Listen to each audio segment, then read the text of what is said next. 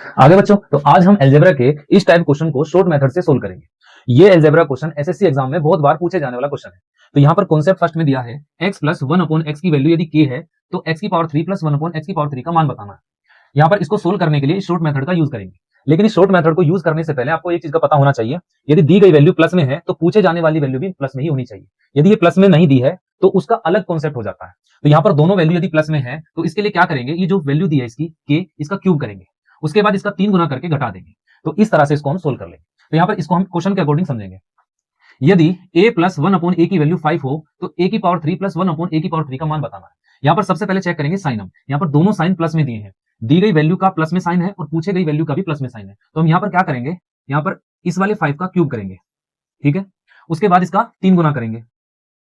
यदि दोनों sign plus में है तो यहाँ पर हम लगाएंगे माइनस, और यदि ये दोनों माइनस में होते तो यहाँ प्लस लगाते, वो हम अगले कॉन्सेप्ट में समझेंगे।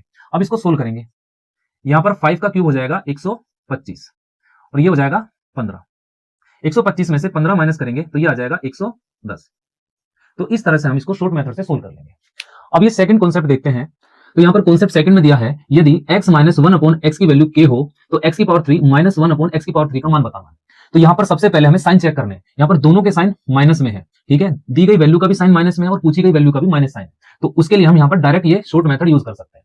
यहाँ पर क्या करना है, जो दी गई वैल्यू है उसका क्यूब करेंगे और उसका 3 गुना करेंगे। यदि दोनों साइन माइनस में है तो यहाँ पर प्लस का साइन लगा देंगे, ठीक है। अब यहाँ पर क्वेश्चन समझते हैं। यदि y माइनस 1/y की वैल्यू 7 हो तो y की पावर 3 माइनस 1/y की पावर 3 का मान बताना। सबसे पहले हम साइन चेक करेंगे। दी गई वैल्यू का माइनस साइन है तो पूछी गई वैल्यू का भी माइनस साइन है।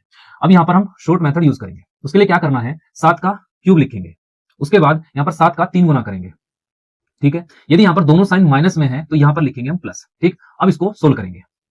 7 की पावर 3 का मतलब होता है 343 और 7 और 3 की मल्टीप्लाई करके आ जाएगा 21।